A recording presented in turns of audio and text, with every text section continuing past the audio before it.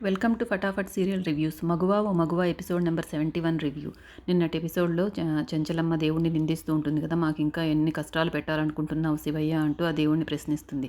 అప్పుడు ఒక పెద్ద సన్యాసి గారు అక్కడికి వచ్చి, "ఆ, దేవుణ్ణి నిందిస్తే తలరాతలు మారిపోతాయనుకుంటున్నావా" అని అడుగుతారు. కష్టాలున్నది నీ ఒక్కదానికే అనుకుంటున్నావా? భగవంతుడు సృష్టించిన ప్రతి జీవకోటికి కష్టాలు నష్టాలు అన్నీ ఉంటాయి అన్నారు. ఎప్పుడు ఏమి జరగాలన్నది ఆ దైవ నిర్ణయం. ఆ దైవ నిర్ణయాన్ని పాటించడం, ఆచరించడం తప్ప ప్రశ్నించే యోగ్యత ఎవ్వరికీ లేదు అంటారాయన. తర్వాత సింధూర వైపు చూసి, నీ సౌభాగ్యాన్ని కోల్పోయినందుకు కలతపడుతున్నావా తల్లి అని అడుగుతారు. జరిగిపోయింది, జరుగుతున్నది, జరగబోయేది అంతా ఆ శివయ్య లీల. నువ్వు పోగొట్టుకున్న పసుపు కుంకుమల్ని ఆ శివయ్య తిరిగి నీకు ప్రసాదిస్తాడు అంటారు. త్వరలోనే నీ నుదుటికి సింధూరం వస్తుంది అంటారు. ఆ మాటకి సింధూర, చెంచలమ్మ చాలా ఆశ్చర్యపోతారు, కానీ చంటి మాత్రం సంతోషిస్తాడు. నీ మెడలో 3 ముళ్ళు పడతాయి, తప్పదు అంటారు. అప్పుడు చెంచలమ్మ కోపంతో, ఇది జరగదు, జరగకూడదు అంటుంది. ఆ పరమశివుడి ఆజ్ఞని కాదనడానికి నువ్వెవరు అంటారు ఆ సన్యాసి గారు. నా కోడలికి ఏమి జరగాలని నేననుకుంటానో అదే జరుగుతుంది తప్ప మీరనుకున్నది జరగదు అంటుంది. నీవనుకున్నదే జరుగుతుంది అనుకోవడం నీ భ్రమ, నేను చెప్పిందే జరుగుతుందనడం వాస్తవం అంటారాయన. మీరు చెప్తున్నది వాస్తవమైతే నేను చెప్తున్నది కూడా వాస్తవమే అని వాదిస్తుంది చెంచలమ్మ. నా కోడలే నా ప్రాణం, నా ప్రాణానికి పెళ్లి చేసి ఇంకొకరి చేతిలో పెట్టలేను, పెట్టను కూడా అంటుంది. నీ ప్రేమ నీ కోడలు తలరాతను మార్చలేదు. ఈ విషయం నువ్వు తెలుసుకోలేకపోతున్నావంటారా పూజారి. నేనిచ్చిన మాటను నిలబెట్టుకోవడానికి నా ప్రాణమైనా ఇస్తాను. ఇది నా మాట కాదు, నా ఆజ్ఞ కాదు, నా సంకల్పం అంటుంది చెంచలమ్మ. నా సంకల్పం మీరు చెప్పే నిజం కన్నా గొప్పదైనది, బలమైనది అంటుంది. ఆమె మాటలకి, ఆమె సంకల్పానికి ఆ సన్యాసి గారు కూడా ఆశ్చర్యపోతారు. కానీ మానవ సంకల్పం కన్నా భగవంతుని సంకల్పం చాలా గొప్పది అంటారు. నువ్వు నీ కోడల్ని సప్త సముద్రాల అవతల దాచినా కూడా విధి నీ కోడల్ని వెతుక్కుంటూ వస్తుంది. నేను చెప్పేది జరిగి తీరుతుంది అని అంటుంది అని అంటారాయన. అప్పుడు సింధూర, నా ప్రాణం, నా సర్వస్వం అన్నీ నాకు మా అత్తమ్మే స్వామి. మా అత్తమ్మను వదిలి నేను ఎక్కడికి వెళ్ళను అంటుంది. ఇప్పుడు ఆ సన్యాసి గారు చెంచలమ్మతో ఇలా అంటారు. నీ నమ్మకాన్ని వమ్ము చేస్తాడు ఆ దేవుడు. తప్పకుండా నీ కోడలి నుదుట సింధూరం వస్తుంది, తన మెడలో తాళి పడుతుంది అని గట్టిగా చెప్తారు. నేను చెప్పింది జరుగుతుందో, నువ్వనుకున్నది జరుగుతుందో కాలమే నిర్ణయిస్తుంది అని వెళ్ళిపోతారు ఆ సన్యాసి. తర్వాత తెల్లవారుతుంది. ఇంటి దగ్గర అందరూ గుడికి వెళ్ళిన చెంచలమ్మ ఇంకా రాలేదని ఎదురు చూస్తూ ఉంటారు. ఇంటికి తిరిగి వచ్చేటప్పుడు సింధూర రాకుండా చెంచలమ్మ ఒకటి తిరిగి వస్తుంది అనుకున్నాము, కానీ వేసిన ప్లాన్ తుస్సుమనింది అని ఒకరిలో ఒకరు మాట్లాడుకుంటూ ఒకరినొకరు నిందించుకుంటూ ఉంటారు. ఇంతలో చంటి, సింధూర, చెంచలమ్మ ఇంటికి వస్తారు. చంటి నుదుటికి గాయం చూసి, చంటి ఏమైందిరా, ఆ గాయం ఏంటి అని అడుగుతారు. ఏం లేదు బాబాయ్ అంటాడు. అంత పెద్ద గాయం కనపడుతుంటే ఏం లేదంటావా ఏంటని చెన్నకేశ్వర్ గారు అడుగుతారు. గుళ్ళో జరగకూడదని జరిగిపోయిందండి. గుళ్ళో నిద్ర చేస్తున్నప్పుడు కొంతమంది రౌడీలు వచ్చి సింధూరమ్మ గారిని ఎత్తుకోవడానికి ట్రై చేశారండి అని చెప్తాడు చంటి.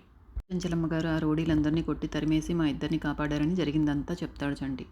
చెంచలమ్మ రౌడీలతో గొడవ పడితే మరి నీకు దెబ్బ తగిలిందిరా అని అడుగుతారు. అప్పుడు చెంచలమ్మ గారు, వాళ్ళతో గొడవ పడుతుంటే నేను ఎలా ఊరుకుంటానండి, నేను కూడా అమ్మగారిని కాపాడడానికి వాళ్ళతో కలబడ్డానండి అని చెప్తాడు. అప్పుడు సింధూర, కలబడడం కాదు మామయ్య, చంటి ప్రాణాలకు తెగించి వాళ్ళతో పోరాడాడు అని చెప్తుంది. సింధూరిని తీసుకుని చెంచలమ్మ లోపలికి వెళ్తుంది. చెన్నకేశవులు గారు చంటిని తీసుకుని మందు వేయడానికి వెళ్తారు. చంటికి ఏదో ఆకుపసరు మందు వేసి కట్టుకడతారు చెన్నకేశవులు గారు. ఈ ఇంట్లో ఆ చంటికి ఉన్నంత విలువ కూడా మనకు లేదనుకుంటూ మిగతా వాళ్ళంతా గొనుక్కుంటారు. తర్వాత చెంచలమ్మ తన గదిలో కూర్చొని సన్యాసి చెప్పిన మాటలు గుర్తు చేసుకుని ఆలోచిస్తూ ఉంటుంది. అప్పుడు చెన్నకేశవులు గారు అక్కడికి వచ్చి, ఏం జరిగింది, ఏదో ఆలోచిస్తున్నావు, ఏదో జరిగింది ఏదో చెప్పలేకపోతున్నావు నాతో అని అడుగుతారు. నీ కళ్ళలో భయము బెరుకు కనిపిస్తున్నాయి, గుళ్ళో జరిగిన దాని గురించి భయపడుతున్నావా అని అడుగుతారు. అదేం లేదండి అంటుంది చెంచలమ్మ. అయినా సింధూరుని దొంగగా తీసుకెళ్లాల్సిన అవసరం ఎవరికి ఉంది, అది వాళ్లకు పుట్టిన బుద్ధా లేకపోతే ఎవరైనా చేయిస్తున్నారో నాకు అర్థం కావడం లేదు అంటుంది చెంచలమ్మ. చంటి తన ప్రాణాలకు తెగించి సింధూరని కాపాడాడు, లేకపోయింటే ఏమై ఉండేది అంటుంది. అలాంటి దుండగులు 100 మంది వచ్చినా వాళ్ళందరినీ ఎదిరించే శక్తి సామర్థ్యాలు నీకున్నాయి, అవన్నీ ఆలోచించి మనసు పాడు చేసుకోవద్దు అంటారాయన. అన్నట్టు చంటికి ఎలా ఉంది అని అడుగుతుంది. వాడికి పసరు మందు వేసి కట్టుకట్టాను, భయపడాల్సిందేమీ లేదు, త్వరగా తగ్గిపోతుంది అంటారు. అప్పుడు చెంచలమ్మ, మీ నాటుకందు కన్నా ఏదైనా హాస్పిటల్కి తీసుకెళ్ళి మంచిగా చూపిస్తే బాగుంటుంది కదా అంటుంది. ఓహో, ఏమిటి చెంచలమ్మ గారు, మీరు నా వైద్యాన్ని అనుమానిస్తున్నారా, లేక నన్నే అనుమానిస్తున్నారా అంటారు. అది కాదండి, మీ పసరు మందుల కన్నా సూది వేస్తే త్వరగా నయమైపోతుంది కదా అని అలా అన్నాను అంటుంది. సరే, ఇవన్నీ ఆలోచించకుండా వెళ్ళి భోంచేద్దాం పదా అని పిలుస్తారు. నాకు ఆకలిగా లేదు, మీరు వెళ్ళి భోంచేయండి అంటుంది. సరే, నీకు మజ్జిగైనా పంపిస్తాను అని ఆయన వెళ్తారు. తర్వాత సింధూర కూడా తన గదిలో కిటికీ దగ్గర నిల్చుకుని సన్యాసి చెప్పిన మాటలు గుర్తు చేసుకుని బాధపడుతూ ఉంటుంది. అక్కడ చల్లగాలికి చలేస్తూ ఉంటుంది. అప్పుడు చెంచలమ్మ ఒక బెడ్షీట్ తీసుకొచ్చి తన కోడలికి కప్పుతుంది. ఆ గాలి ఒంటికి మంచిది కాదమ్మా రా అనేసి పక్కన కూర్చోబెట్టి కిటికీ తలుపులు వేస్తుంది. ఇదంతా చాముండి చూస్తూ ఉంటుంది. అత్తమ్మ దానికి జోలపాడి నిద్రపుచ్చడానికి వచ్చినట్టుంది అని కోప్పడుతుంది చాముండి. ఈ అతి ప్రేమలు చూడడం నా వల్ల కాదు అని చిరాకు పడుతూ వెళ్ళిపోతుంది అక్కడి నుండి చాముండి. భోజనం చేసావా అని సింధూరని అడుగుతుంది. చేశాను అన్నట్టు తలూపుతుంది సింధూర. ఇంతలో ఎపిసోడ్ అయిపోతుంది. ఇక తరువాయి భాగంలో ఇలా చూపిస్తారు. చంచలమ్మ ఏమనుకుంటున్నావు అని అడుగుతుంది సింధూరని. దేని గురించి అత్తమ్మ అని అడుగుతుంది. నవీన్ అనే అబ్బాయి నిన్ను పెళ్లి చేసుకుంటానన్నాడు కదా, ఆ విషయం గురించి అంటుంది. మీ నిర్ణయం ఏంటో నా పట్ల అతనికి చెప్పి మంచి పని చేశారత్తమ్మ అంటుంది. అదే సమయంలో గుడిలో చెట్టు కింద సన్యాసి కూడా ఆలోచిస్తూ ఉంటాడు వాళ్ళ గురించి. నీ కోడలి నుదుటి మీదకి సింధూరం రావడమే ఆ శివయ్య నిర్ణయం చంచలమ్మ, దాన్ని ఎవ్వరూ ఆపలేరు అని ఆయన కూడా గుర్తు చేసుకుంటూ అనుకుంటూ ఉంటారు. మరి ఏం జరుగుతుందో ఫ్యూచర్లో చూడాలి. దానికి ఎన్ని ఎపిసోడ్స్ అవుతాయో ఆ సింధూరం రావడానికి చంచలమ్మ ఎలాంటి ప్లాన్లు వేస్తుందో, దీనివలన ఒకవేళ మన చంచలమ్మ సింధూరని కఠినంగా చూడడం మొదలు పెడుతుందో ఏమో, ఇవన్నీ మనము కమింగ్ ఎపిసోడ్స్లో తెలుసుకుందాం. మీరందరూ తప్పకుండా ఫటాఫట్ సీరియల్ రివ్యూస్ని సబ్స్క్రైబ్ చేసుకోండి ఫ్రెండ్స్.